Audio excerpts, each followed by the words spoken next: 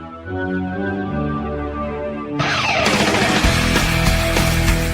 everyone, and welcome to the Nerdy Up North podcast. It's a nerdy podcast hosted by two northern nerds. I'm one of your hosts, Sam. And I'm the other host, Paul. And today we're joined by two special vampire guests. One of the guests we've seen before, and we have a new member to the coven, shall we say, this week. So Donna, a former nerdy of the nerd of the month, because the title's been taken away now, and her lovely sister Sam. So we've got two Sams on the podcast, which is not going to get confusing at all. So hopefully you can tell the difference between the two. So how are you two today? We're good. A little unprepared, but good. Sounds like us, so that's fine. This is the title of this week's podcast. Unprepared. The vampire story. So yes, the Vampire Chronicles. The Vampire Chronicles. Oh dear. Never seen the show, so I can't really comment too much there. Nope, neither have I. Good start. So yes, this week's Halloween themed podcast is all about vampires, how it's been shown in movies and TV shows, and even literature and comics we might touch on as well at some points, because they all have played a part in some things. And I think it's probably one of the oldest type of movie monsters out there, and one of the most interesting, I think, and it has the most lore, and have so many variations, but similar in the same ways as well. It always kind of interested me as well when I was a kid, which is a little bit bizarre, but it's been scary, it's been romanticized. There's a lot of different elements to vampires and the stories that go behind it. So before we get started as well, as Sam always likes to do, I'll get wrong before I forget, we'll get a little disclaimer out the way. Yeah, it's just to say, with just a disclaimer to say that everything that we talk about today is our opinions and our opinions alone. And if you don't like them, then that's fine. Come and have a conversation with us. Come find us on Facebook, and comment in the comments in YouTube. And we just want to keep the toxicity out of fandoms. There we go. That very being much said, so. Vampires. Mwahaha. That was the voice I was going to try and do at the beginning and bottled it. So we've got plenty of opportunities to show ourselves up through this, so I think it'll be fun. So before we get started as well, we always do like the guests to introduce themselves a little bit. I know, geez, I've just seen Donna's eyes. That's just freaked us out a little bit. Yeah, you just see when she came on. No, because I can see the bright light is like showing the thing, but Jesus, fuck. That's creeped us out a little bit, I'm not going to lie, but that's fine. So we'd like to have our guests introduce themselves. So if you want to tell us a little bit about yourselves, we know a little bit about Donna. If you want to tell us a little bit more, and Sam, tell us a bit of your nerdy credentials, shall we say? Okay, I was going to say you first. I don't really know what else to say about myself. People already know that I run SunnyCon and I was Nerd of the Month. Was it last month? Yeah, there's only been two. There's only been two Nerds in the Month so far, but you've recently as well. Just and say that you recently launched your Etsy page again. I remember you saying that. That is back up, and it's called Luminescent Coven. And I have loads of stuff coming tomorrow. Well, I should not say that, but Saturday, whatever the date is tomorrow, to everybody watching. There's loads of new stuff coming at some point anyway. But yeah, you go. I'm Sam. I'm a nursing student and a huge Buffy fan, so I think that's why I'm here. I also like other nerdy stuff, and I helped Donna run SunnyCon. Cool. So sisters that play together as well. So cool. Oh, it's another sister group. I'm not the only one who's I've just thought of that. Yes. My sister's been on twice. Yes. And she'll probably be on again and again and again. And again and again. But yes, so this week we thought we'd change it up a little bit from our top fives and thought we'd be a little bit mean and just have Donna tell us her top fives and then have a discussion from that. But what I wanted to ask you guys as well, to give a little bit of information about the vampires and what your, like, say, feelings towards them. So I know there's been that many changes and that many laws. What is your kind of favourite type of aspect towards vampires, or the history towards vampires? What was your jumping off point for them? Do you want me to go first? Go with you, boss lady. Go with me. I don't know what draws, and it's probably the same answer for everyone. You don't understand what draws you into it. It probably is the sexy side and the romantic side of vampires that does attach you into it. But that isn't how I got into vampires, because I think my first, I don't know why my hand is doing this for, but I think my first viewing and falling in love with vampires is probably through Lost Boys. And that's not very sexy, and it's not very romantic, but it is very much of my time. I would think a lot of people would argue against the sexiness of Lost Boys, because yes, as an adult, yes, I agree with that, but as a child, not so much. Like, that's not what I was looking at how badass and how cool they looked, and you know, the lifestyle that they lead, because, you know, I was all about wanting that American lifestyle, and that was just the epitome of it with vampires. But then as my gothness grew, I got heavily attached with Anne Rice, and it was not just Interview with the Vampire, the film, but the whole Vampire Chronicle she did. It's the first fictional book I can hand on heart say I read without physically putting it down. Like, Interview with the Vampire, I could not put that down. It was just fantastic. And the fact that the film and the book are very similar. There's not a lot of difference in there. There's one element in the book to the film that I think if they put it in would have just been spectacular, and it would have been like a very moment, but they never did, and it didn't ruin it for us. And then obviously the Queen of the Damned, which is a spectacular, I can't tell you how fantastic that book is. I thought you were going to say the film now.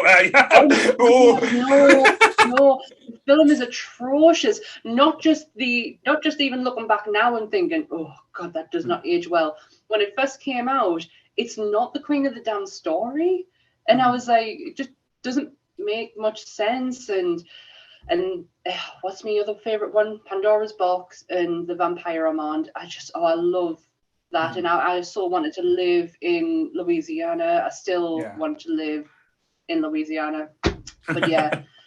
But then as I grow older, I go back to Bela Lugosi and Christopher Lee and look at them, like how they did like Dracula, and I absolutely love the Dracula story now. I never appreciated it as a child, but I love it now. It's even my phone case. Like, I absolutely love. I love the book. I love the Bela Lugosi's just perfect, absolutely perfect. And Christopher Lee was phenomenal. Certainly. So the lovely ladies below, do you want to give us your jumping off points? I think for me, The Lost Boys was one of the first films I watched with vampires in. It's really hard to talk with these two. I was expecting a bit of saliva to come down as well later, so it's fine. I seen that when I was younger, because my dad's obsessed with it, so I was obviously going to see that. I fell in love with that, and I think throughout my teenage years, I just had a love for vampires. My email was vampireaddiction@hotmail.co.uk. If anyone you went hard for the godlike there. But yeah, I've just always had, they're just cool, they're badass, and there's also the sexy side to it as well. So yeah. What about you? Well, for me, I grew up with my dad watching things like Blade, The Lost Boys, and kind of got into it from a young age. But the first proper show, or like movie, shall I say, was Buffy that I watched. And that's where my obsession with vampires grew. Yes, I keep forgetting the babies of the group, because I was in my teenage years when Buffy came out. So, is this Buffy the film, not the series? I've watched both, but I mean the series. The series came out the year I was born, the movie was before I was born. Oh, that's depressing, man. What are you doing? Why do you people come on here and depress me with your ages? I need Martin back. At least I'll be the youngest one then. God bless poor Martin. My side was because I was always into like I know it's going to seem like strange, but Sherlock Holmes. So I love the old Sherlock Holmes, like the black and white ones. And I think I was watching one on a Sunday or a night, and then the Hammer Horror came on after with the old Christopher Lee and stuff. And it just felt like a Sherlock Holmes, but done like scarier, if that sense. Because I don't think the Hammer Horrors now are scary at all. It's just fun watching, and it's all like about looks and standing in the shadows, and Christopher Lee's performance is perfect. But that's where I got me interest from it, was like, okay, it's kind of like this type of thing but done differently. And the more you read and the more you watched about them, it was quite an interesting character, because it's not just a straight like monster. There's things like there's rules behind it as well, like sunlight, like the reflections. I was always interested in how that worked, why that worked, and stuff like that. And as I said, garlic. Why?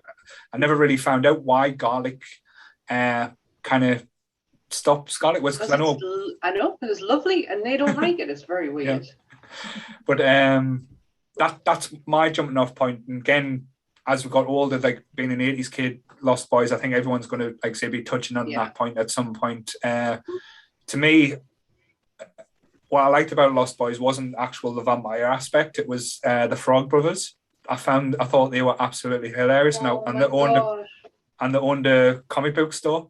So to me, that was me wanting to be one of the Frog Brothers. So that's where I got involved with Lost Boys and stuff. And the lore grew from, like, say, the different films. And I think everything changes depending on things. So the other two big ones for me was Fright Night as well.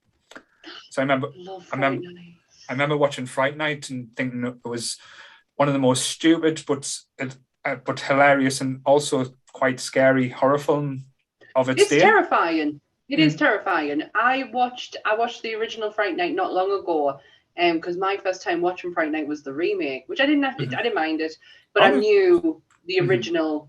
You know, there was something special there, so I went and watched it, and it was really good. But just to jump back to the Frog Brothers, I met, not obviously, what do you call him, Corey Feldman.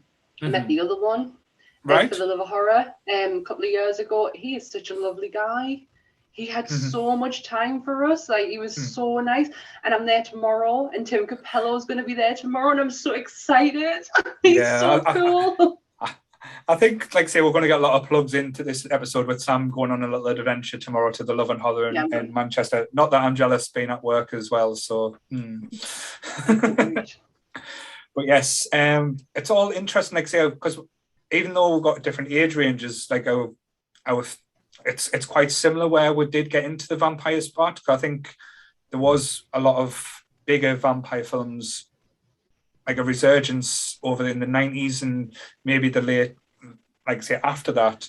But I love all the different takes and different versions of them as well, because they're never exactly the same compared to where it started out. Because I know originally, like, one of the first versions was Nosferatu, which was a bald, weird freak, which is quite, probably looks a bit like me, to be fair, when I shave my head, but a little bit skinnier.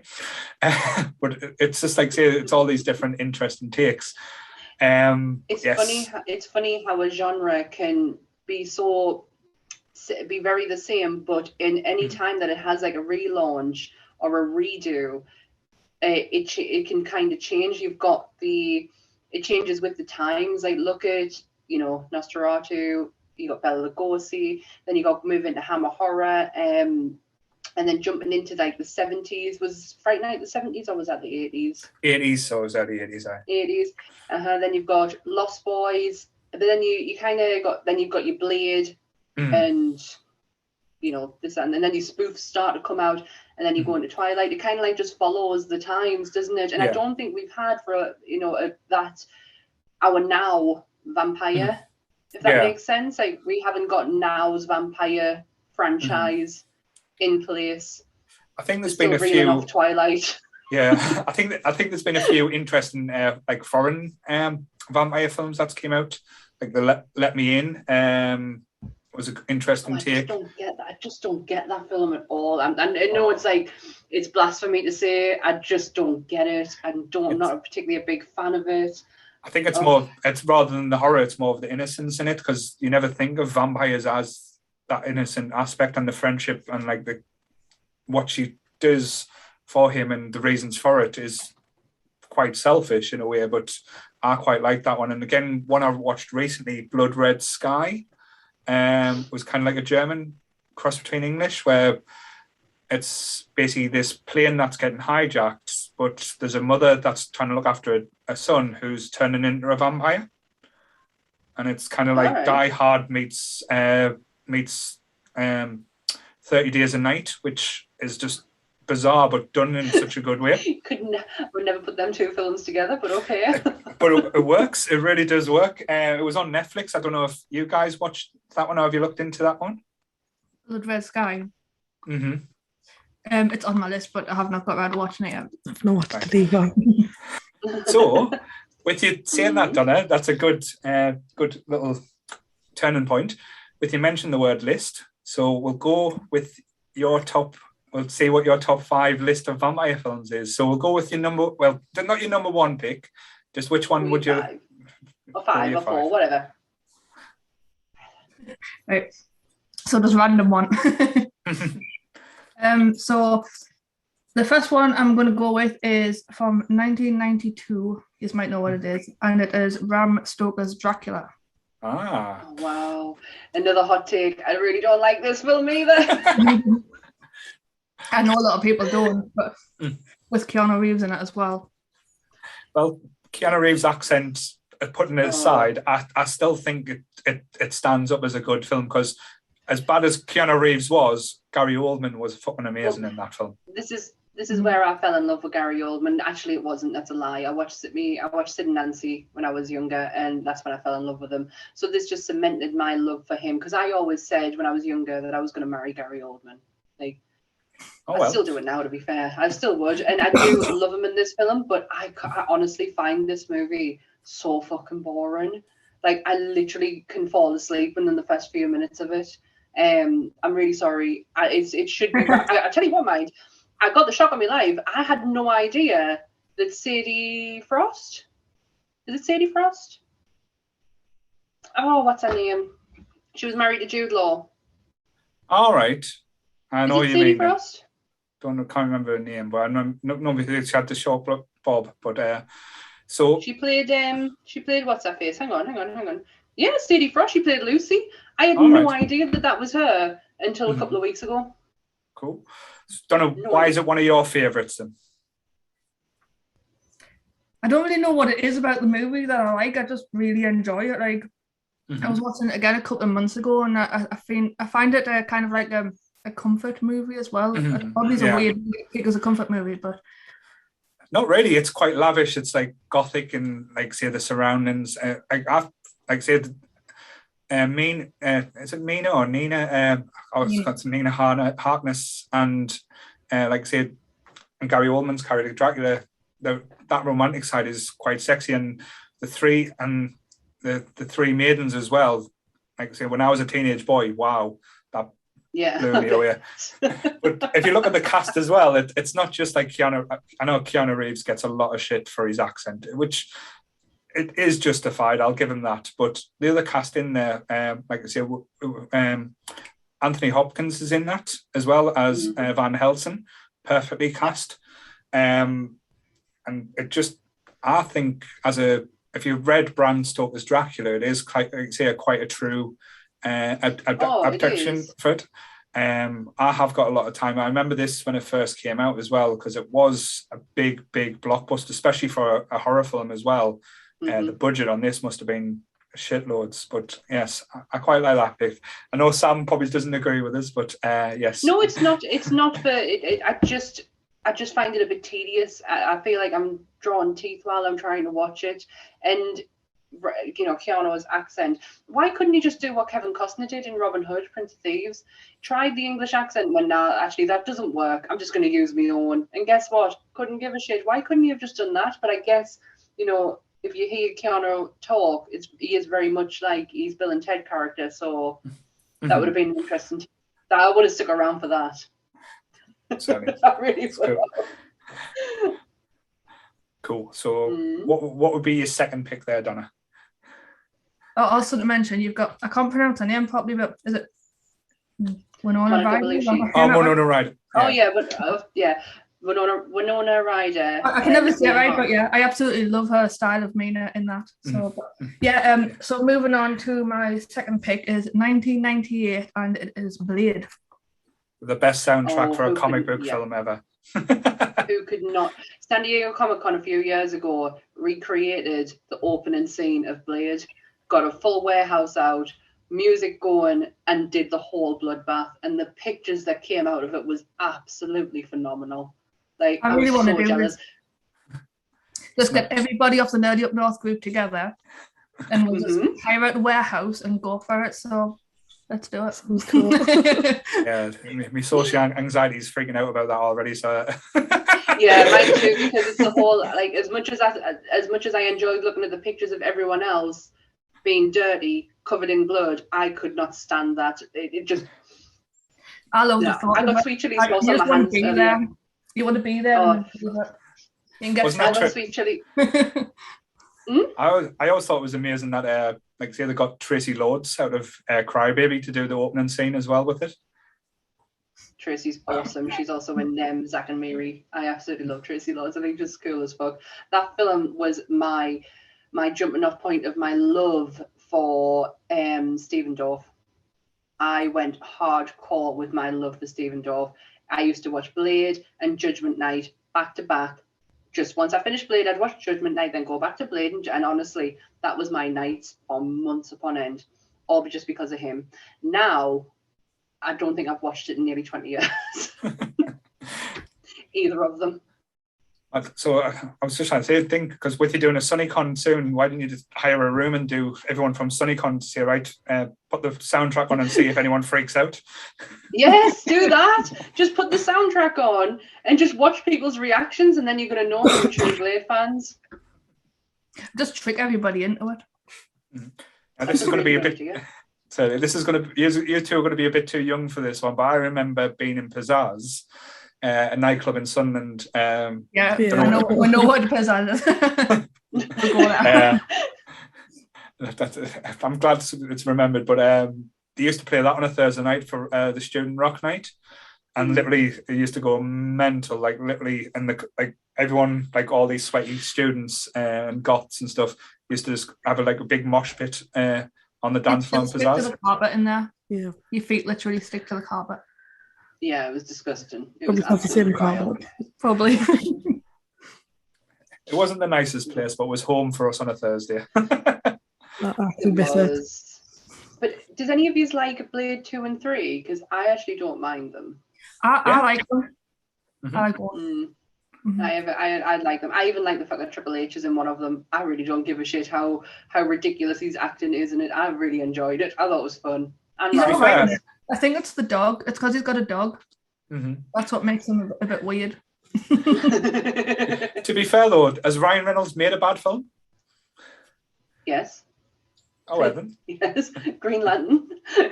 Oh. Are you trying to tell me Green Lantern's a good film? Ryan Reynolds wasn't bad in Green Lantern. It was just, I think the villain for Green Lantern didn't work. I'll still defend that film. No. But yes, No. I absolutely love Blade. Like even all the elements, and the only thing that was a bit disappointing from the franchise point of view, the really interesting character in the first one was that the Doctor woman that it gives the cure to, who's just turned into a vampire. You don't hear from her again in any of the franchise. I thought that was weird that you just didn't see her again. Apparently, it was a money dispute, so she wanted more money, so they didn't. Why did they go for do it. this? Mm. They do this all the time. Well, we've got Blade coming, a new carnation of Blade with oh my gosh, I can't remember. Mahershala Ali, if I'm pronouncing that right. You Yes. are, yes. That excited. was I'm so so excited. good. I'm interested to see Yes. how they're going to bring that into the Marvel universe, though. That's going I to don't be. care. I'm kicking and screaming. I cannot wait for this. It is just going to totally turn the MCU on its head. We're going to have like a dark side. I don't feel that the MCU has a dark side yet. And I think that's what's going to bring it out. I can't wait. Cannot wait. And I think the guy who's playing him is going to be phenomenal. Yeah, Have I you do seen him think in that. Luke Cage? Sorry. Have you seen Luke Cage? Have you seen him in Luke Oh Cage? yeah, when he played Cottonmouth. He was such a good villain in that. This is what I didn't get, and then I didn't care because I was thinking because Marvel has the rule that if you play one character, that's it, you're done, you dusted, you can't play anymore. Well, they broke the rule twice with Luke Cage, him and his cousin, because she was also in Civil War. But I think Ryan Reynolds as well, since he's in Blade 3 and. No, like within the MCU, you can't. You can only play one character. But I think they came out and said that it's not canon anymore. They said the Daredevil, Luke Cage, isn't part of the MCU. That's what I was going to say. That the Netflix deal is what's going to probably be their back out to say, well, that's really nothing to do with us, and we don't. It's not technically fitted, even though their timelines fitted into Jessica Jones. It doesn't necessarily say that their timeline is fitted in with the MCU. So I get it, but I don't give a shit. I cannot wait to see him play Blade. I think it's going to be phenomenal.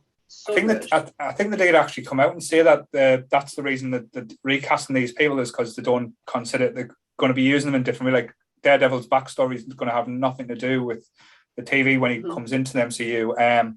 I think they've done the same with Agents of S.H.I.E.L.D. as well. They said that's no longer canon. That out of canon as they have, because it's gone totally. Their Inhuman storyline is too much. The MCU hasn't had the Inhumans yet. The TV series didn't do very well, so that's not canon either. Even though I actually enjoyed it, I didn't mind it. But the Agents of S.H.I.E.L.D. Inhuman side isn't. It's too elaborate. It's too much to fit into where the MCU is now. It needs to be brought in gradually as opposed to how they've done it. So I get that. Totally get it. Cool. So 2 solid picks there, Donna. Are you going to go for number 3? Yes, I shall go for number 3. And number 3 is 1996, and it is From Dusk Till Dawn. The sexiest vampire film there ever was. Agreed. I do like this one. That's a good choice. It is something I always forget is genuinely a vampire film, because the first half of it is very much not that. Yeah, and then even the middle bit, like when they first get to the bar, I still can't picture the vampires. It's not until Selma Hayek does a 180 and you're like, yep, I see where this is going. Brilliant. Cool. So what's your love of this one then, Donna? Just that whole bar scene. So the actual Salma Hayek, or when they turned into vampires, because that was the big thing that totally shocked me. Because, as I said, I didn't see any trailers or any spoilers for this, so I went into it thinking there was going to be like natural born killers. Then the titty twister happened, and then did shit go down in that bar. And the minute you see Tom Savini, you then have to think to yourself, what is going to happen here? Something bizarre is going to happen here. And does he play a sex machine? Yeah, that's what I was. Yeah, sex machine. Because all the different characters had like quite a little bit of interesting backstories. Because even like say the big dude who was talking about being in Nam and stabbing people and picking chunks of flesh off his blade, going into that much detail for a side character was so well done. And like I said, using Cheech Marin, it is Cheech, isn't it? I don't think Chunk does anything. Yeah. But again, what a film. Like one of the, I wouldn't even say a good vampire film, one of the better horror films that's been made in the last, I was going to say 10 years, but it's probably been older than that now. So older than that now. They're like 15 years? No. No, we're in 2021, aren't we? Yeah. I did that earlier too. I'm like, so 25 years. Oh my God, that's even worse.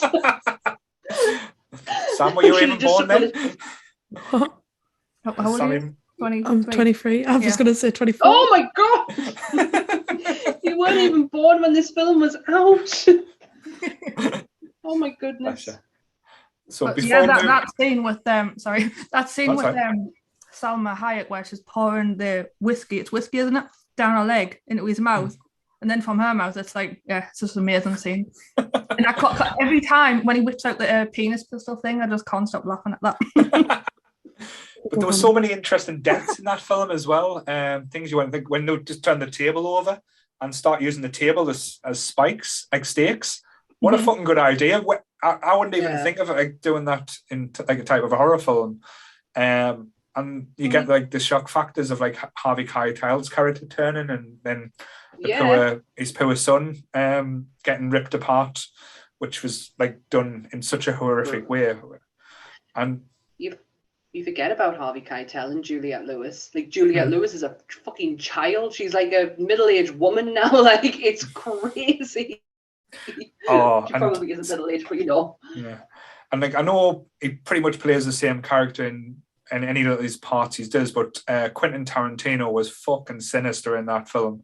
He's so bad, but yeah. Makes your skin crawl bad type thing. That's how well he did that. I'm just hoping it's not close to what he's actually like in real life. I hope not, because I know Quentin gets a bad rap from people, but I generally have a lot of time, and I have a lot of time for his movies as well. I think he was completely and utterly evil in that movie, and the only time I've ever seen him do something as similar was in Planet Terror, because his character in Planet Terror terrified the life out of us. He was just awful. Cool. So before moving on to Donna's next picks, I'm going to pick on the other sister now. So we'll go to Sam. So I know vampires and TV shows have been going together for quite a long time, but I don't think anyone done it as well, or for the target audience that it was, as your favourite show. So do you want to give us a little bit of info and tell us why you love the show that is all about the Slayer? Honestly, as like a younger lady, I would say seeing Buffy in Power at the time was just a great thing to look up to. And I just felt like inspirational, and the story was so great, and the character growth. And honestly, like Angel's actually my favourite one out of the two. But not many people talk about that show, though. I feel like a lot of Buffy fans just stick to Buffy and don't bother watching Angel, and it really confuses me.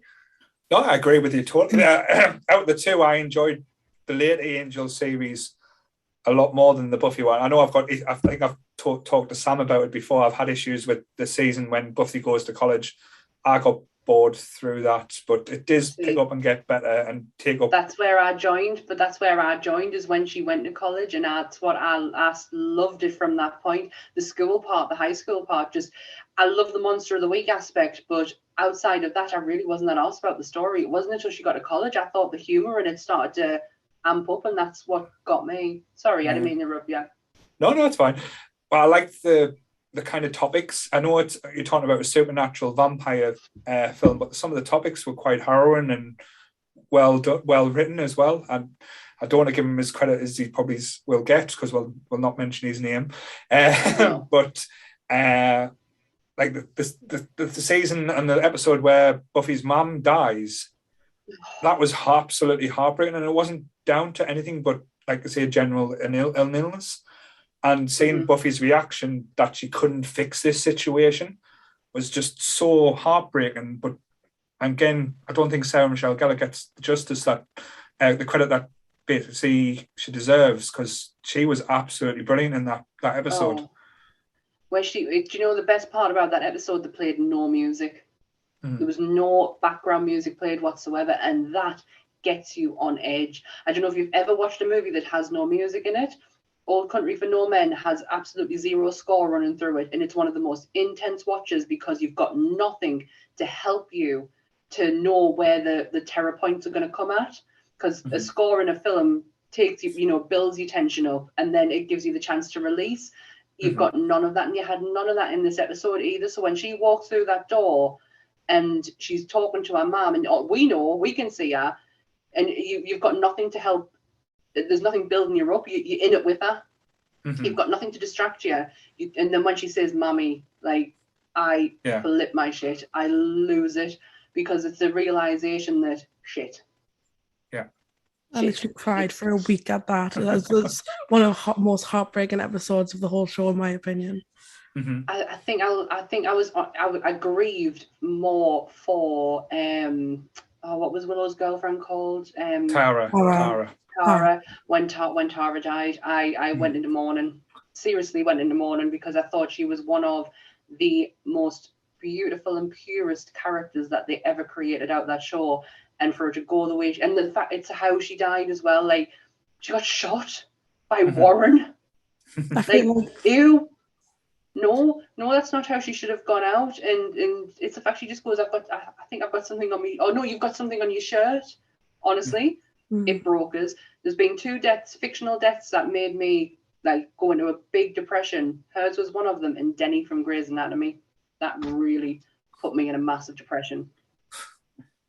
Happy shock. I feel like one of the most heartbreaking deaths in Buffy to me was Jenny's, Giles's girlfriend, because he was like so happy when he walked through the door, and there was a thingy of rose petals going up to the bedroom, and he walked in. Obviously, Angelus had got to her first. Or it was just like the look on Giles's face just broke me. Yeah, I think with that death as well, it was quite hard because with Angelus being like part of the team at a certain point, and for him to do that made it a little that almost more heartbreaking at times. Yeah. Yeah, the Buffy did deaths, mind, and when they did them, they did them hard. Like they were really, really hard. And there was some that like very hard to get over. I love when you get Dark Willow off the back of the back of Tara's death.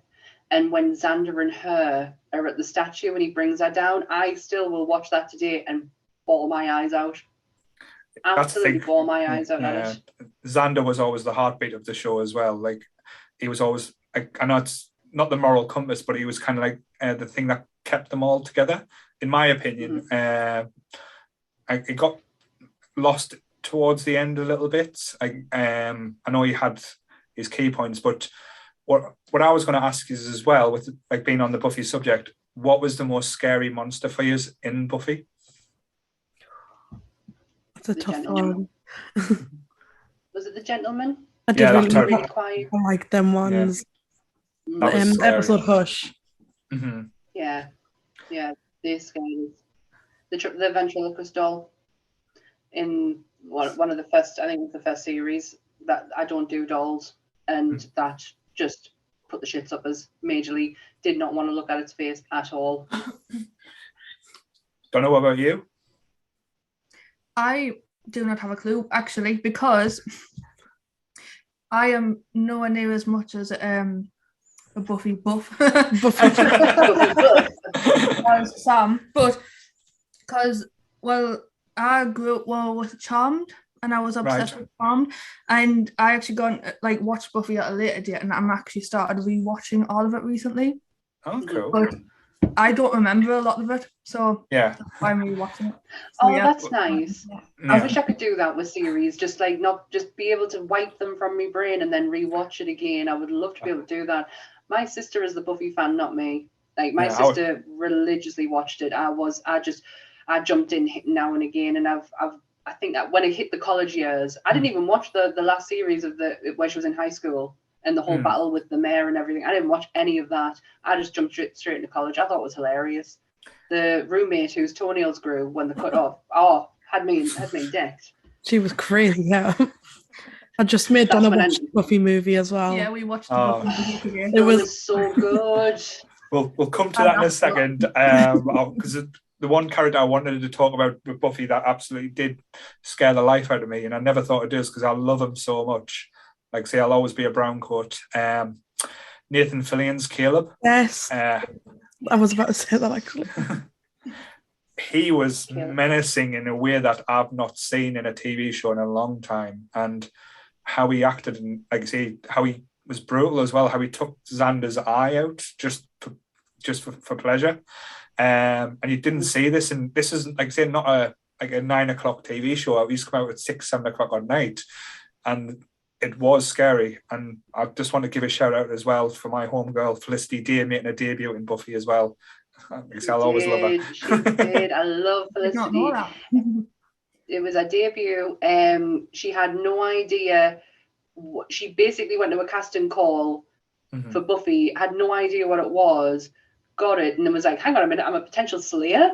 Like, yes, I love Alicia Day. She's one of my favourite people. I'll do like her. I have time for her.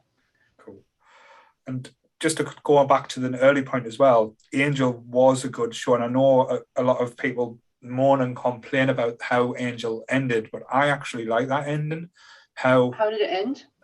It basically they finished the final fight, and then they're in the alleyway, and more monsters are coming towards them, and it's basically like an insurmountable amount of odds that they're never going to survive.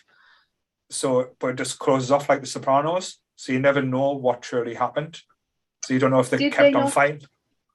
Did they not continue Angel like they did Buffy in comics? Because I know Buffy continued on after the series finished in comics. Did they not do the same with Angel? They did, but I never read them because to me that was always going to be the true cutting off point. I know a lot of fans like to go that way. I know Serenity does the same as well with Firefly, but to me I thought it was just a pure nice ending where Angel doesn't deserve, I know it sounds horrible, doesn't deserve a happy ending.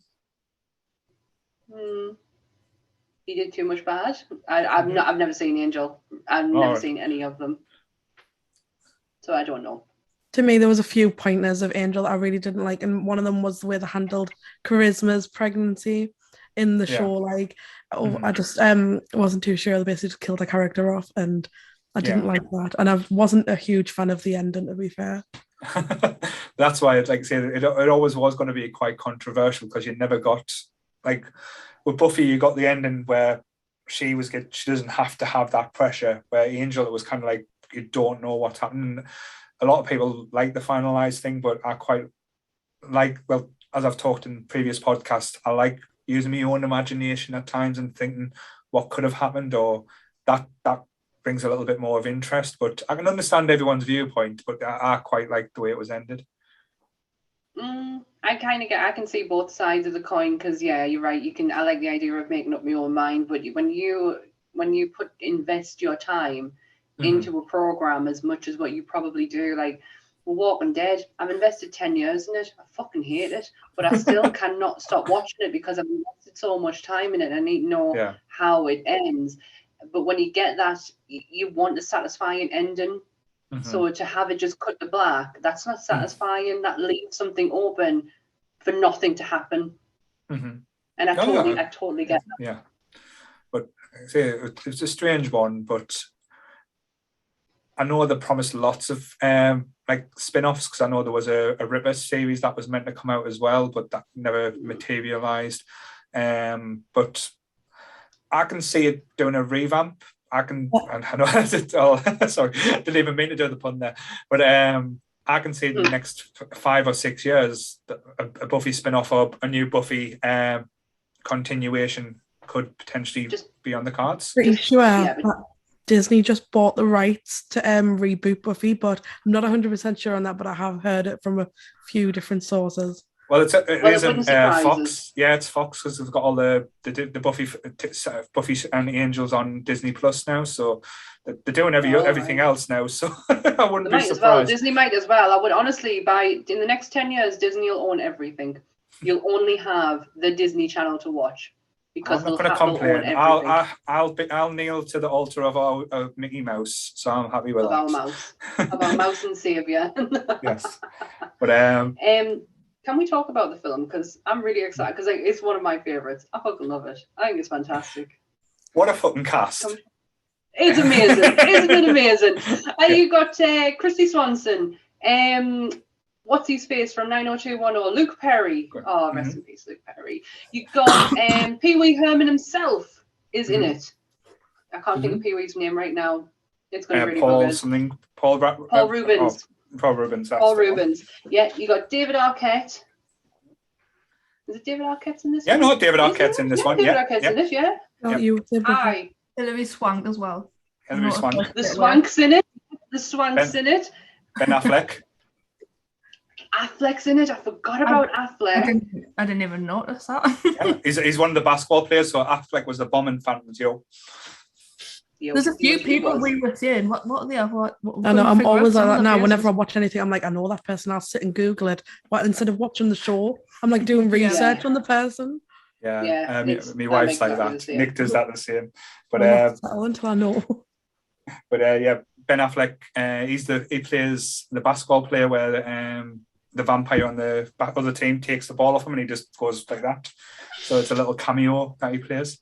But it's such and Ruger Howell as well. Ruger Howell, as the being bad. The Funky Chicken, again, another movie where I wanted to live that lifestyle, and I made my friends learn the cheerleading. How funky is your chicken? How loose is your goose? And I made my friends. I was dying of laughter at that. I reckon the vampire lady should do a dance for us. Do the funky chicken for us. Yeah. How's it going? You can't remember the song. It's how. I know the song, but not the dance. Oh, it was just basically the loose. funky is your chicken. I think Paul put it out. We don't need you now. Yeah, we're showing our age now. That's why. So yeah. So this was meant to lead on to the TV series with Kirsty Swanson playing the lead role as Buffy the Vampire Slayer. But that obviously goes tits up. But the story is continued on and away on the first episode, because it mentions that she had to leave because of a fire that happened in the gymnasium, which is what happens in the movie. So the script is obviously taking parts of the original script with Kirsty Swanson in it to continue it on. So it kind of does link together the series and the film. The series, let me say, the film was a pure piss take. It was almost lampooning at times. Yes. Like the death scene with what's he called? Pee Wee Herman Paul Rubens was the most ridiculous death scene I've seen, and I absolutely cried laughing at him when he was just like, ooh, ooh, oh, yeah. One of the whole time's like, he can't be dead. That can't be serious. He's joking, isn't he? I was like, right? Seeing him come back though as that character in What We Do in the Shadows was one of the greatest bits. And spoiler alert if you've not seen it, it's fucking brilliant. I love Paul Rubens so much. I don't love Pee Wee Herman. I just love him. He's absolutely phenomenal. Love the boy. What was that other bit? What was that guy who got lifted onto the floor? It's called Pike, is it? Pike? No, I've got the wrong name. What? The jazz character in the movie. Oh no, that was Eric or Merrick. Merrick. Merrick or Eric. Donald Sutherland. The bit where he gets chucked. And he's like, Buffy! And he just shouts, Buffy! Me and Tom's been shouting all day. Like, going about the corner and shout, Buffy! It was so bad, the movie, but like, honestly, in my opinion, it was terrible. But terribly good though. It was like, if it wasn't for that movie, we wouldn't have the series, so I kind of appreciate it for that. I think at the time, like say, because I didn't see that at the cinema, I saw it on the Sky Movies when they used to do the big movie premieres on a Saturday night. When you had to wait 2 years after it was released in the cinema before you could actually see the film. And I think I was around about, I'm trying to think, might have been 15 or 16. I could have been younger. But I remember watching it and thinking, this is going to be terrifying. And then afterwards just end up pissing myself laughing all the way through. Even David Arquette's character, when was it Benny he played? Was his name Benny? I think so. When he's at the oh, go on. Sorry. Go on. When he's at the window at Luke Ross saying, "Let me in," and he's Luke Ross is like, Luke Perry, sorry, it's like, "Oh, just go away, leave us alone." Then he realizes he's floating. He's good. This is just crazy, thinking it's a bad trip or something. We totally forgot to mention the great Donald Sutherland's in this film. Yes. Totally forgot that the great Don is in this. The only Don is as the creepiest watcher in Watcher history. He was very sexual predator and that. He's like, "Come to the graveyard, Buffy. I know you're only a 15-year-old girl. Come follow me." What's the worst that's going to happen? I've got like this massive wooden stake in my hand. He's like, "Okay, let's go." I don't know but I'm doing this. Isn't it amazing how these young girls are all very, very willing and accepting to go with these the graveyards in a dark place. Graveyard saying, that Buffy in the movie went, but also the Buffy in the TV series went as well. Now I know that they're strong, but yeah, a little bit of common sense. I do want to go back to what you said earlier, though, Sam, about how the inspiration for Buffy. I absolutely love that. I love the fact that you had that strong character to see you through, like you growing up. I love the fact that you said that. I love that it was a female. See, mine was very much male centric, and I think I've said this before on the podcast. I wish I could have tapped into the strength that I could have gotten from Leah as a character, and I didn't, and I regret that. And because obviously now she's gone, but I just love it. I just wanted to say that before I forgot to say that. But it's been like since then. There's been a lot of different interesting takes on vampires. But again, before I jump in anything, we'll move back because I'm not letting Donna get away with it. We'll go back to number 4 on Donna's list now. This is probably the good place to put my next one in because it is actually What We Do in the Shadows. Yeah. And I showed Sam this for the first time today, and we were both laughing our heads off. Oh, yeah. It is so good. I made my mum watch it on a very dodgy copy.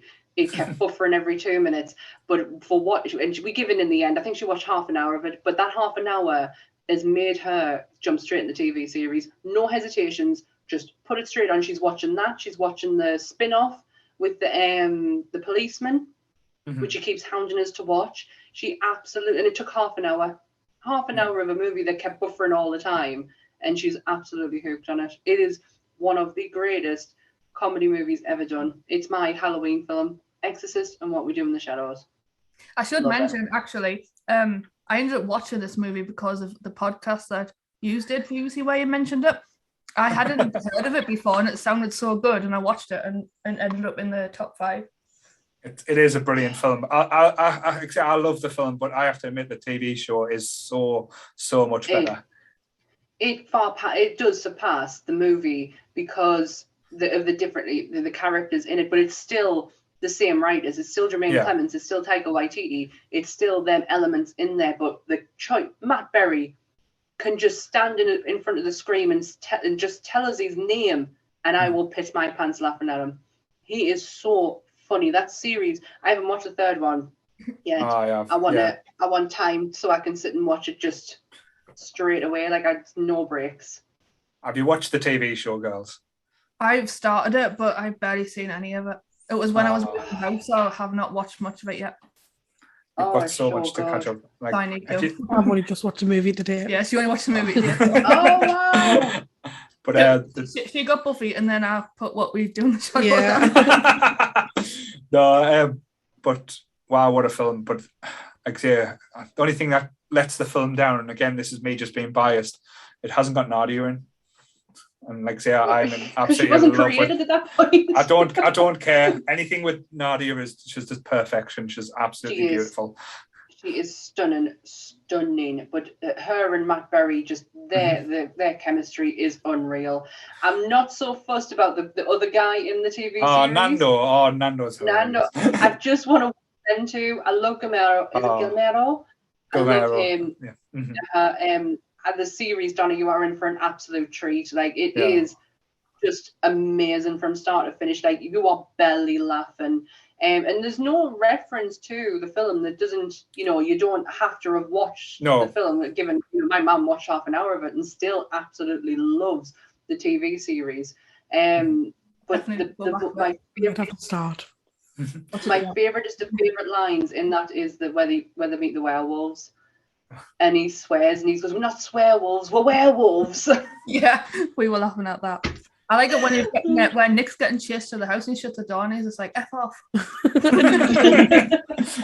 Well, I know it's so simple, but it works so well as in the TV show when Matt Berry just shouts "bat" before turning into a bat. It's so simple, but the way he does it, he just like stands there looking and he goes "bat" in his monotone voice, and then flitters off, and people just look at him, and you think that's just brilliant. But yes, Matt Berry's tone. I love Colin Robinson as well. I love the fact that they've used it kinetically. What does he do? He's an energy vampire. Yes, that's it. He sucks the emotion out of people, and watching him at work, is brilliant. But I love the actor. He was in The Office, and the last few series of The Office, and I loved him in that. I really do like the guy who plays Colin Robinson. Brilliant choice. I'm well impressed there, Donna. Well done. Good. So we're going for your last pick now. Is this right? Yeah, it is my last pick. Cool. I think I might have guessed it, but we'll see. Probably. I think you will have. And it is The Lost Boys. I think you knew that was coming. Well, I think me and Sam have talked about The Lost Boys a lot. So we'll let you give us your thoughts on Lost Boys. Tell us like we've never watched Lost Boys before. Sell it to us, Donna. Sell it to us. Put us on the spot now. Now you know how we feel like. just get Martin back on for me last week, so it's fine. But this, like I said, this is one of the first vampire movies that I remember watching, and I've always loved it. It is it's in my top 5 all-time favorite movies. Mm-hmm. Yeah, and I just absolutely love Kiefer Sutherland in this. Mm-hmm. Yes. And the Frog Brothers. Mm-hmm.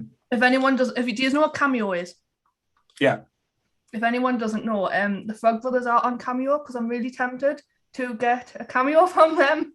Oh God. Just thought I'd get that in there. But just thought I'd mention that while I was in there. But you never know. You might be on Cameo with your new film role that you might have as well. She's applied for that too. What are we talking about?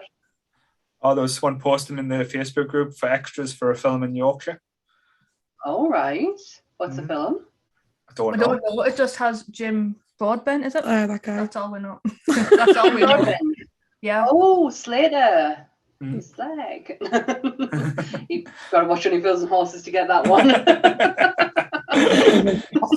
And Harry Potter as well. I've never really watched that though. He's quintessential British actor type thing, so he's been like all the. He's Slater. I know he's Slughorn in Harry Potter, but he will always forever be Slater. You have to. Only Fools and Horses. One of the greatest episodes ever is when you meet Slater. Brilliant. Yes. So Lost Boys. Yeah. One of the things I've got to point out. For the longest time, until I was about 20, I think, I thought Santa Carla was a real place, but it is not real place. I also thought it was. No, I said this before on the podcast. Now I wasn't too sure. And then I Googled it.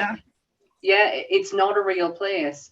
It was because they didn't want to be known as having lots of violence and stuff there. Yeah, they didn't want to be known as the murder capital of California, so they were like, "No, you're going to have to use a different name." It's the same place. It's Santa Carla. Is it Santa Carla?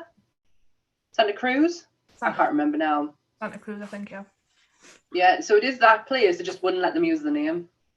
And what a soundtrack. I know we've talked about it in the past. I've got it stuck in my head right now. It is the best movie soundtrack of all time, in my opinion.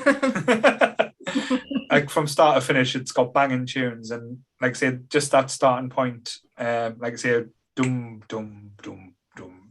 You know the film just off hearing that. And there's certain films that do have that impact. Like to me, The Breakfast Club, again, I know we've talked about that. It's them type of 80s films that used music to the advantage, and I think it's an art form that's lost in movies these days. You don't get that quintessential soundtrack. It's all generic. I think James Gunn did a really good job with Guardians of the Galaxy. I think that brings in the quality of soundtrack again. Yeah. I don't know about Volume 2. I don't know if it had the same impact as Volume 1 because it was out of this world, the soundtrack he used on that. I watched the game the other day and I'm like, oh, so good. But I have Lost in the Shadows stuck in my head right now. Just that line constantly going in a loop. I've been singing that all day because I've been listening to the soundtrack before this while I was getting ready. I was driving to Sam's going, people are strange, and I've been doing everyone's head in. No, bless. Poor Don has been doing a research on these vampire films. So I've just been watching lots of vampire movies. I'm going to continue it though because I enjoy it. But you get sucked in, don't you? Random thing about The Lost Boys is they didn't have like these soft lens contact lenses in, so they had to use the glass ones, and they couldn't keep them in for like more than 4 minutes at a time. So, you know, the scene where they're like hanging upside down, they had to do 4 minutes. And the bit where the tear goes down David's face is actually because of the pain from the contact lenses, but the light just sort of kept it in. So yeah, they could only keep it in for like 4 minutes. You can tell as well because with them kind of lenses, because with the lens you've got in, it just covers the front part of the eye. This goes right in, like they can barely close their eyes with them because contact lenses are just not as they are today. But I didn't know about the 4 minutes thing. That's interesting. I knew the tear was real because he was in that much pain. But the prosthetics and that, like the whole look of the vampire and how it fits in with that mullet is just spectacular.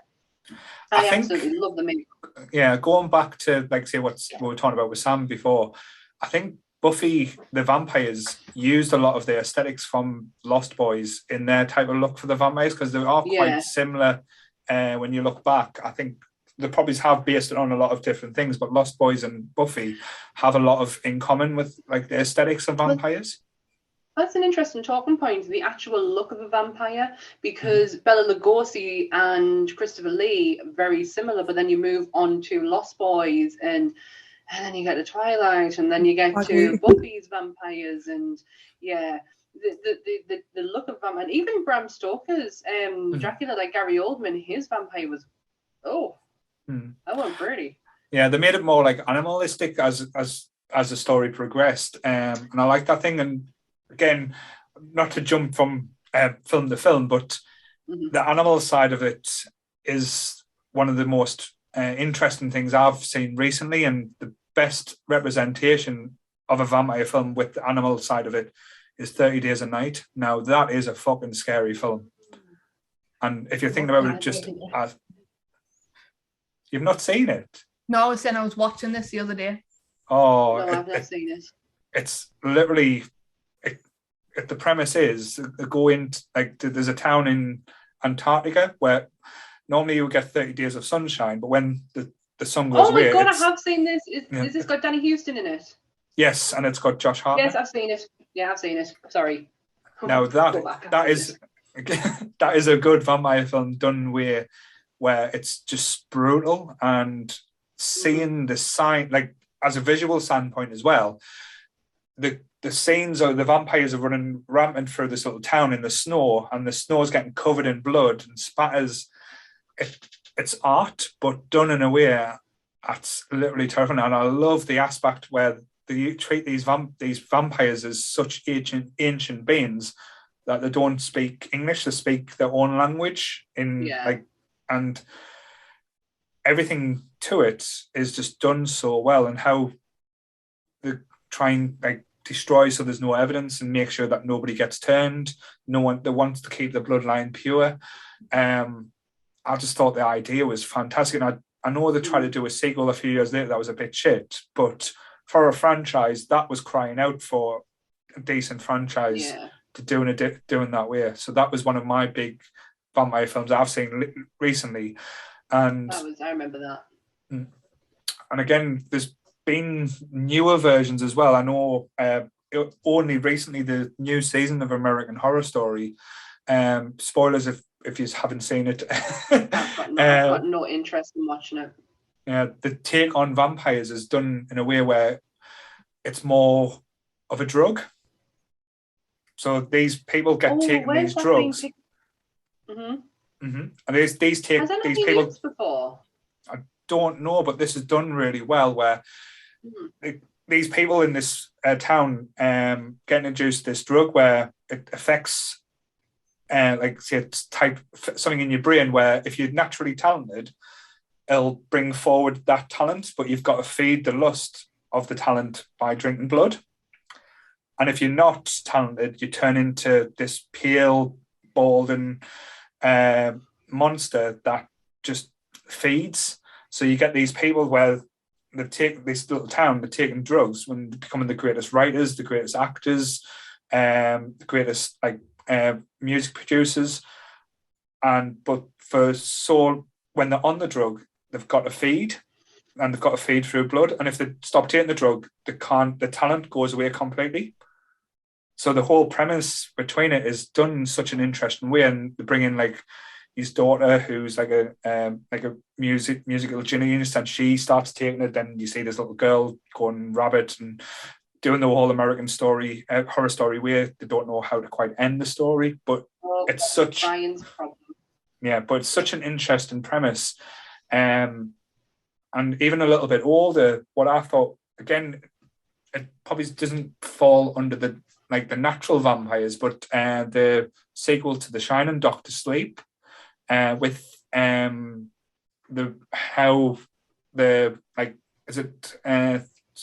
the Hat and her tribe go around stealing Rose the Hat, sorry, yeah, that's the one. Stealing essence from young kids to make them live longer. So again, it's not the traditional vampire, but in my eyes, it kind of was it as well.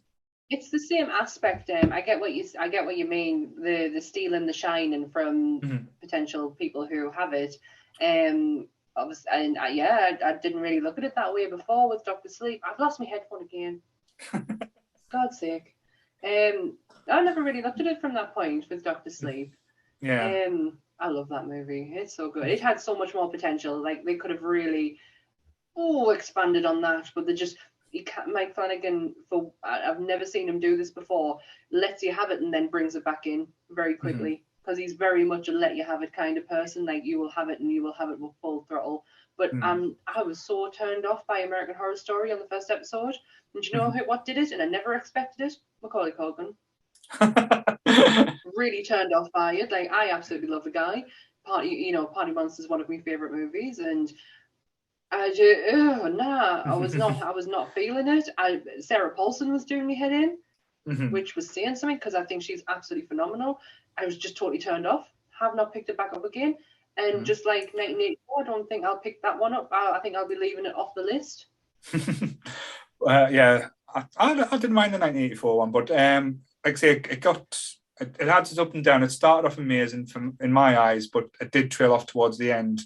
But it was just an interesting take on what I wasn't expecting as a vampire story. And I know with any type of like vampire films or TV shows will have ups and downs. I know, like I say, my wife was a big True Blood fan, and again that went from up there to down there. Right down. Other aspects, I know some people aren't fans of it, but I actually do like the Twilight films. I think it's a cutesy way of doing vampires. I was just going to ask about this. Because it gets a lot of shit right now. But if you take yourself back to when that first came out, and I know I was one of them, I fucking loved it. I thought it was absolutely unique. The colours, I mean, look at Donna's face. She used to rip it out of me for watching it. She thought I was just like, I don't remember this. I was supposed to be about 11 or 12 when it came out, and she absolutely ripped it out of me. I don't remember doing she was. I don't hate it, but I don't love it. A lot more here. I think it is a bit. When I rewatch it now, obviously I just love it when I was a kid. I do think people go over the top with hate on it. Yeah. Oh yeah. I think it fell into this whole. What was the big thing as well? With the shit literature. What was it? About the bondage person. 50 Shades of Grey. Yeah, it fell into the same type of category as that, where a lot of people loved it at the time because of what it was, but didn't quite give it its chance afterwards. But as a film, I think Robert Pattinson, again, he gets a lot of shit, but he does best with things. I know I've never been a big fan of Kirsten Stewart, and she does do the same thing, but it's entertaining. It's one of the things, that's what films should be. You can switch your mind off and watch it and just be entertained. I think a lot of people want more from films these days. That's the thing. They want hidden messages. But what's wrong with just having to turn your brain off and being entertained for a while? I remember, because I was on it. Like I loved the first one. I went to the pictures. I had a proper night out with me sister-in-law and my sister to go and see the second one, and I did lose off when the story starts to get a bit silly for me. But I think the first one is just beautifully shot. Kirsten Stewart's awkwardness does not get on my tits until the second one. So that was a good point. I did not know until the other day that Rosita from The Walking Dead is in Twilight. I had no idea about that. And Anna Kendrick's in it too. I didn't mind it. I think people like to shit on things that are not cool now. It's not cool to like Twilight, so we'll just shit all over it, even though you were probably one watching it and having, you know, the Jacob and Edward argument for days on end. I had that all the time. Sorry, yeah, it was always on the back of my mind. But no, but with everything, I know, like I said, some of this, well, with any type of subject or like media, it does have its extremes. Like there's been absolute batshit crazy vampire films. Like what was the one I watched? Abraham Lincoln Vampires Hunter, which I'll not watch that. Utterly bizarre. I know a lot of people love them, but I could never get away with the Underworld films as well. It looked fantastic. Yeah, it looked fantastic, but I think as again, it could have it wanted to be Blade, but wasn't quite Blade. Do you know what? Oh no, me neither. I loved it. It's when they did the hybrid.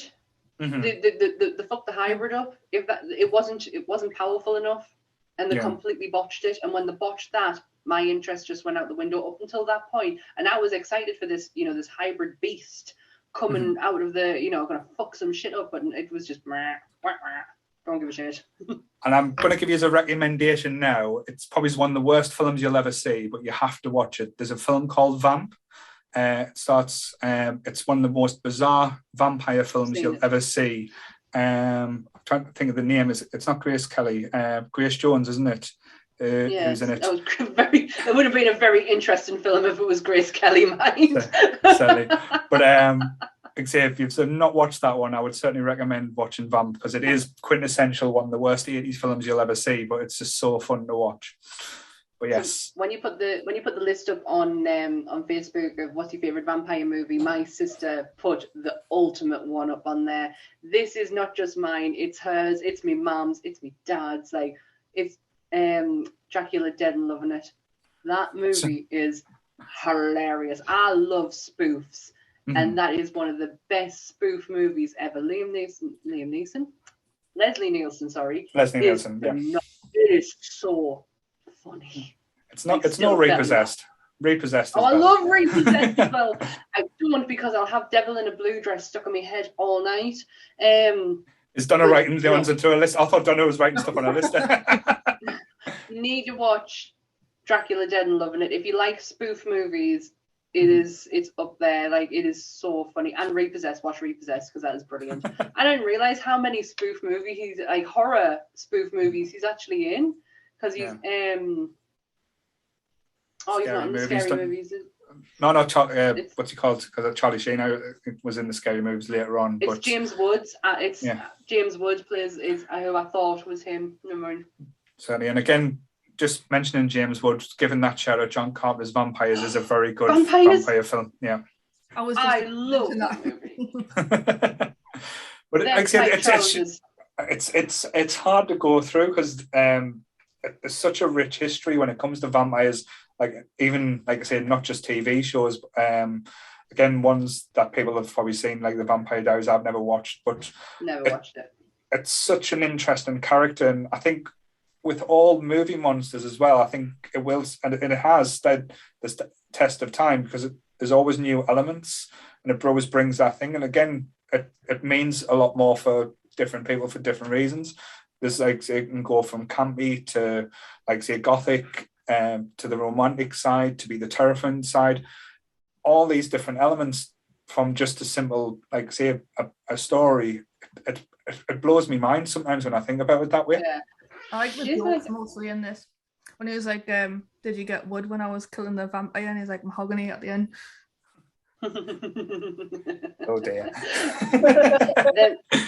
Honestly, James Woods and them tight trousers, it's half the reason why I watch that movie constantly over and over and over again, because it definitely isn't for the storyline, because it's not that great. It's them trousers. You know, though, it is interesting that I sat before we started recording, and I was like, I don't feel like I've got anything to say. And then when you start talking about it, you forget like how rich in history the vampire story is in movies. It's massive. It's absolutely huge. Like I only watched the Universal horrors, a couple of years ago. Like, it's not something I'll say I've watched, you know, as a kid or anything, and it still to this day holds up. As it's eerie. Like, I mean, Bella is just amazing. But yeah, I didn't really think of it that like as how rich in movie history the vampire story actually is. And we haven't even touched on, like, say, Peter Cushing's Van Helsing, and, like, say, the Christopher Lee ones, which is always well done. But yeah, but like I say, I've really enjoyed talking about vampires. Like I say, could probably go on, like I say, a lot longer. Is anything you two want to add, or any points that you think we've missed there, young ladies? I did want to mention, because Sam, you mentioned Interview with the Vampire. I've ruined it for myself.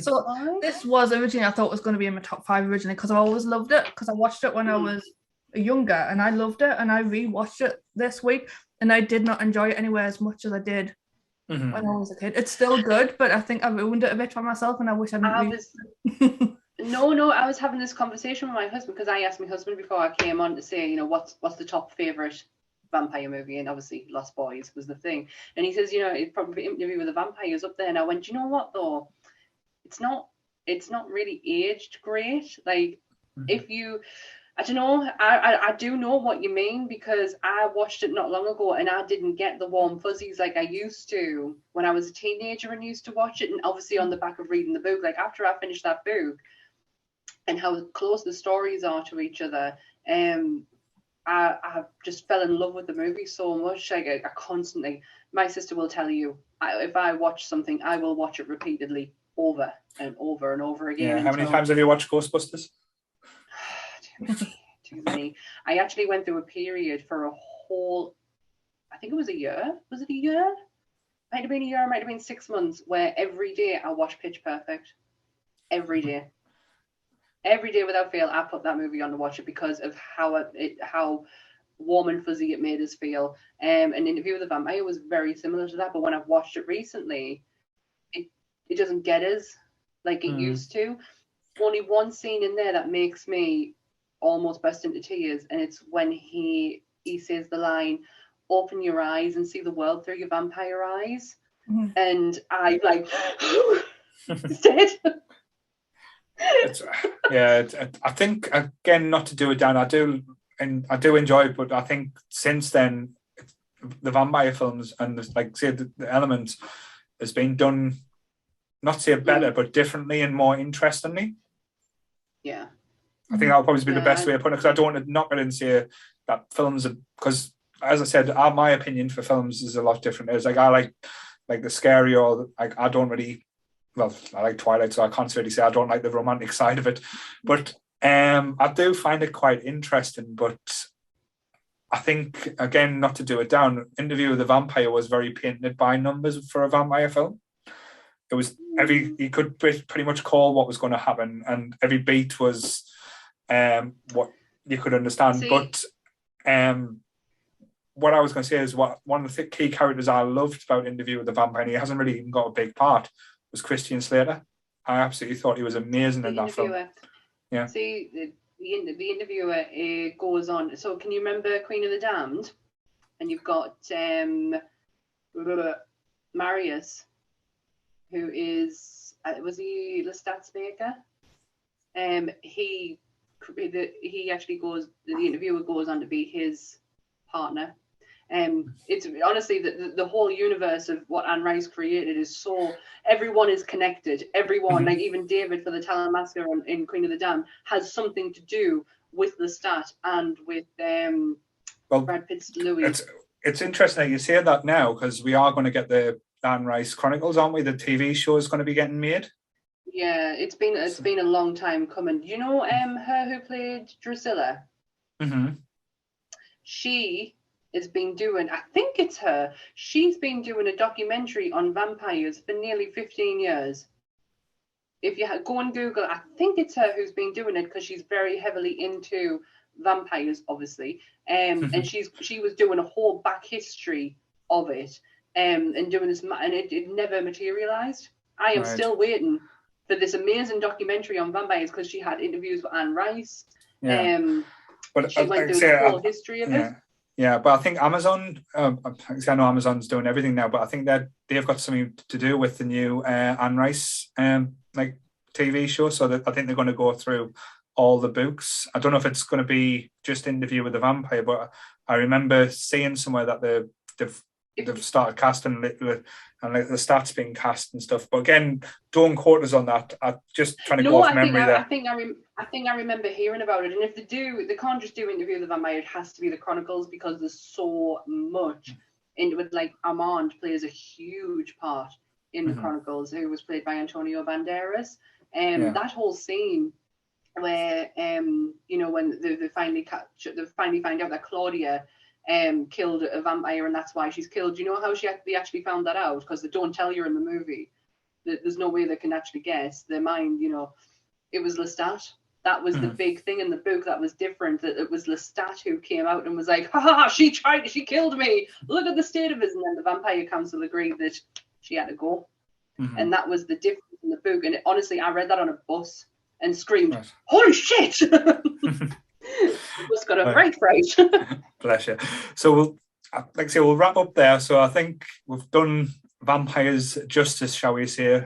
But don't want to get too late along with sunlight coming out as well, shall we say? Yeah, I got to drive really early in the morning, so. Bless. So, girls, like I say, Donna and Sam, thank you so much for joining us. I hope you have enjoyed it. Like I say, it's been a laugh having you on again. Sam, meeting you first time. Of course. Like I say, I know Sam's going to, like I say, Love and Horror tomorrow, so I'm very jealous. But yes.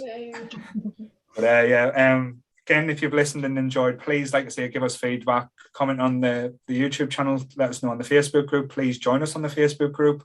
Like I say, Nerdy Up North community. We're on Instagram.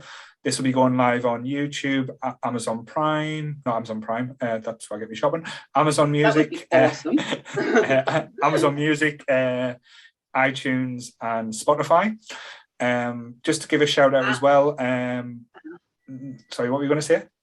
No, you give me a shout out. I was just going to say before you do your close up, I wanted to say something, but no, give me a shout out. No, it's fine. I was just going to say we've got something really big in the works coming up as well. If you're on the Facebook group, you'll know what we're talking about. We are planning on doing a live podcast at the end of November. We're going to do a full 12-hour stint with different guests coming on at different hours, with surprise topics and surprise top fives to try and catch me and Sam out. So it should be interesting and to see how my temperament stays up for the full 12 hours. See who gets told to put off the post. It's going to be interesting and it's going to be fun and it's all for a great cause. It is a charity event and me and Paul have decided on Willows with cat parents.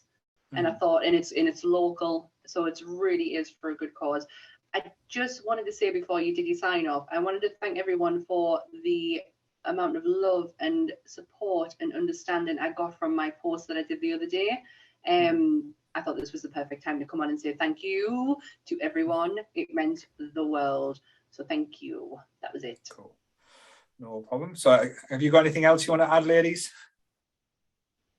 No, I don't. On our vampire crushes. Oh. Goblin. Didn't even think of that. So we'll let you two go first because obviously you have thought about it. I've got two. So mine would be obviously Spike and Vamp Willow. Oh yes, with that corset, she looked amazing. I love Willow. Yeah. Mine is David from the Lost Boys, and it is actually Blade as well. Well then, Paul. I don't know if she was technically. I know she wasn't a full vampire, but Star in Lost Boys. Oh yes. She was half and half. She didn't drink any. She drank the blood, but didn't feed, so she didn't become a full vampire. And of course Nadia. Yes. Well, then there you go. I'm just mine's Matt Berry. Because why the fuck not? Matt Berry, and also, did you see the Dracula TV series that was on BBC? It was like a 3-part series. The guy who played Dracula in that. Yeah. Hello. He was beautiful. Turned into a bit of a Cockney wide boy towards the end, which was a bit weird. But who gives a shit? That suit he wore in the first series was just unreal. Beautiful. Loved it. Yes. But again, like I say, thank you for everyone who's given us the love. I know I want to say thank you to Sam as well. I noticed that you did, before we come on, post something on Instagram that did get us another follow, about 10 new followers that subscribed to our YouTube channel. So thank you very much for that. It means a lot. Also, I do highly recommend if you to watch this episode, because the ladies look absolutely phenomenal. You really I feel really. Oh, sorry, what? I just chopped meat, like I. Yeah, didn't look at me. Aye, fine. No, but the ladies look absolutely phenomenal. Thank you for making the effort and showing me and Paul up. We appreciate it. I like to be known. I am the eye candy of this podcast, so put that out there. But I even keep a straight face with that one. Yes, but same bat time, same bat channel. Stay dirty, everyone. Bye. Bye. Bye.